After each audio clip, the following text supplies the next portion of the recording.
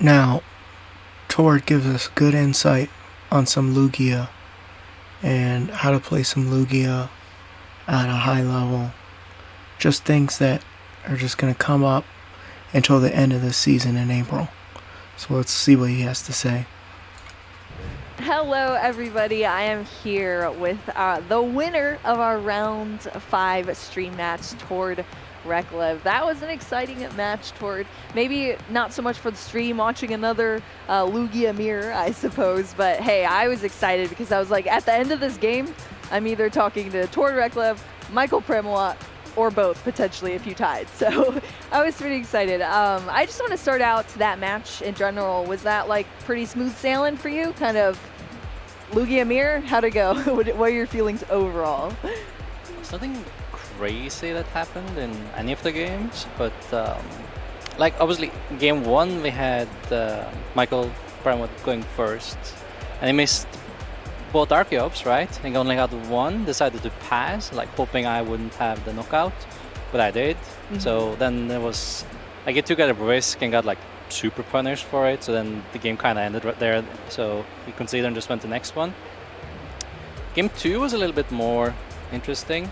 I had Lugia and I had Oranguru, and if you go second in the mirror, normally you want to open Lugia, right? But if you go second in the mirror specifically, you actually want to open a single pricer. So I saw my Oranguru opening, so I started with that. You can use that as a little shield to save my Lugia. So I could bench like 2 of them more easily. And I didn't get the boss, double Archeops, which is like pretty difficult going first because you don't get to use your draw supporter, right? To do the whole thing. So then he only gets 1 prize, spends 4 energy on that.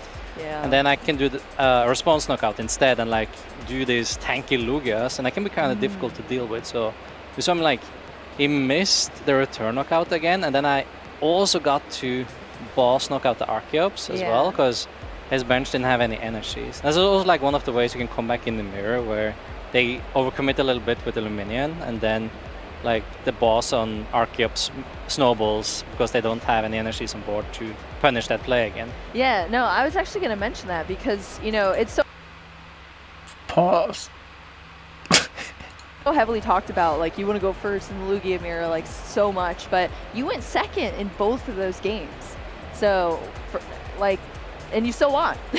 So I was gonna kind of pick your brain a little bit on your strategy going second, but you kind of just mentioned it, starting with the 1 prizer is the way to go. Is there anything else you kind of mentioned for players in a mirror match and you have to go second? Like, is there any strategy you can kind of follow? There's like multiple things. So one thing is to open with the single pricer, obviously. I think that's probably the most important one if you got the choice. But then you also have things like Raikou, so you need to be careful about your field management there. It's also kind of cool that like if you have Raikou, you might force your opponent to bench the Manaphy or the Dunsparce or both, and those are pretty weak to Stoutland again. So this last game, if Michael doesn't concede, my plan to finish it all was to go Luminion for boss and use my Stoutland with the final powerful energy to knock out the Dunsparce for game. So that would have been pretty cool as well. Yeah, that would have been cool. We didn't make it that far. No, for sure. So now you are 4-0-1 so far. That's your record in the tournament. I'm curious, what was your tie? I played Lugia. Okay. So we played a really close game, and we ended up in a tie earlier. So it just happens. And yeah. Yeah, I mean, that's tough. I'm sure you probably plan to play a lot more Lugias. Is that what you've kind of faced so far, or what are your other matchups been? Can't remember any of now. I know, right? You just blank when you're asked the question. Put on the spot a little bit. So there was a couple Lugias, and then I faced a Weezing actually. It was pretty interesting. Faced a Weezing Crobat VMAX. So that was... Weezing. Had me a little bit scared, but managed to grind out my Lost Vacuum for... to remove their Poncho from their Crobat, so I could boss it in the active again and activate my Lugias and... or activate my Archeops and charge my Lugia to the max, and then steamroll after that. That is a lot of cards that you don't hear too often being chatted about. The Leafy Poncho, I love it. That's really cool. That sounds like a cool game. So why are you still choosing to pilot Lugia? Why did you land on that deck, not only for this tournament, but I mean, you've been playing it for a hot minute now, so why Lugia over every other option? Well, I've been playing Lugia ever since it was printed to all events I went to, I think. Yeah. It is. I mean, I enjoyed like a decent bit. It would be more fun to like change it up and play more different decks all the time. But Yeah. at least I changed around some cards in the Lugia deck for each event to kind of adjust a little bit to the meta game. I feel like Lugia, just on paper at the very least, is the strongest deck in format. As soon as you established Archeop, so after turn 2, Yeah. it is very difficult to miss attacks, and that's a big thing in the game, right? You get to charge everything straight from the deck for the rest of the game, so you don't really need many pieces each turn. Say if you compare it to Lost Box, right? Lost Box is a great deck as well, of course, but you need to find new things A every lot of single turn, pieces, right? yeah. You play using Comfys, using Colress, and you're hoping to hit these pieces, right? While you're playing Lugia, if you get through the first 2 turns, then you can kind of like plan out the whole rest of the thing without too many hiccups, I guess. Yeah, exactly. There's not that much that can go wrong after the first few turns, and it also presents like this time factor. Yeah. My turn Kind 2. of know if you're in a you either really good scoop spot or a you really don't. bad spot True. after the first couple of Yeah. turns. So in a tournament setting, it means that if I'm in a really bad spot, You know when to scoop. I will just concede and go to the next Yeah. one. So like tying is less frequent. Now I do got a tie, but True. I mean, in general, it's you tie much less with a deck like Lugia Yeah. than a deck Oh, like yeah, Lost Box. So 100%. completely opposite sides of the specter there. So it's kind of like a little bit less mental strain, I guess, at the end of the day. Yeah, that's the factor as well. Yeah, that's true. I mean, yeah, I guess but like you're saying, you can kind of plan out your strategy. You rely more on like, okay, I'm going to focus on my strategy versus focusing on, am I going to hit this card that I need, and then I don't, and then I need to refigure it out. It's like just kind of different play styles in that sense, for sure. Oh yeah, for sure. And That's cool. yeah, it's just lining up which attackers will be best. I'm going to go Raikou, and then I go Luminion, and then I go maybe an Archeopsit, and then I go Lugia Hit, right? And trying to like stack these in the right order for what is lining up best with what your opponent is doing. It's kind of cool. It's like this little mini game. That's awesome. Well, so it's not every day, you know, you get to sit down and talk to Tord Reklev. I mean, unless we're playing Cube or something like that. But so I kind of wanted to pick your brain a little bit, maybe help out some players that are out there listening to this interview as well. That's So I had a us. couple of kind of just random questions, but what is the most overlooked attribute when playtesting that you think happens with players who are preparing for events? What do they downplay and not do enough of? That's a difficult one. I know, these are some tough ones. Let's see. There's multiple things. Yeah. I think a common mistake a lot of people do before an event is that they let their like final day nerves get to them, right? Yeah. You tested like a lot before an event, and you have all these cool deck choices you can go for. But you've tested one deck like a lot, but then the last couple days you start doubting it, right? Because you suddenly have a little bit of a bad streak. And then you jump ship, you play something completely else that you haven't really tested, you don't really know the matchups and everything, Yeah. but like in the moment, since you're nervous and stressed and you're traveling, all these factors, right? Then Yeah. instead of sticking to what you probably should have, that you know inside and out, you are playing something else again. Or Yeah.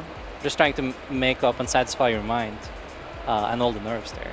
So I think just sticking with the deck you're the most comfortable with would be like my number one recommendation here. Don't for events. jump ship. Yeah, exactly.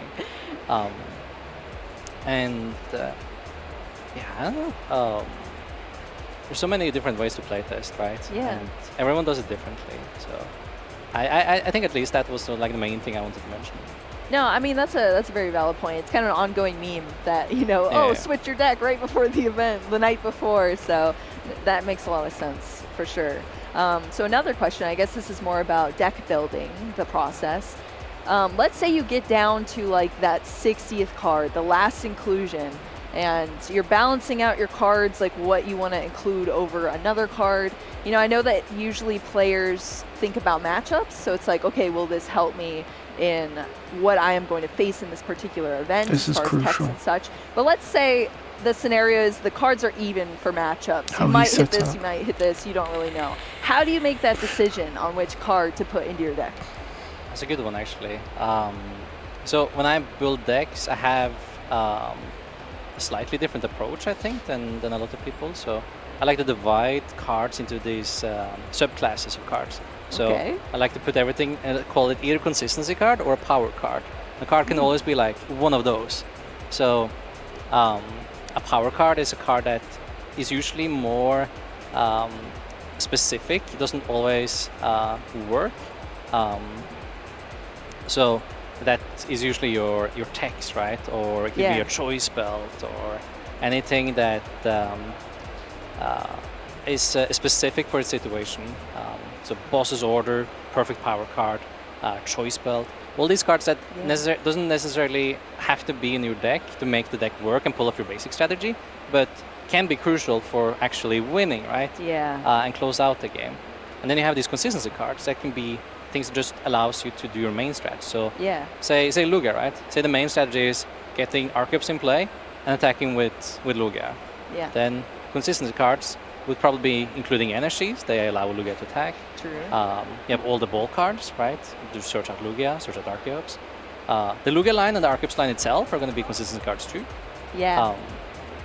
So if I'm in a spot where I can pick between a consistency card and a power card for my final tech, and say they are kind of evenly matched, right? Yes, yeah. I'll always pick the consistency card every time. Every time. Every time, because that will come up in more cases again.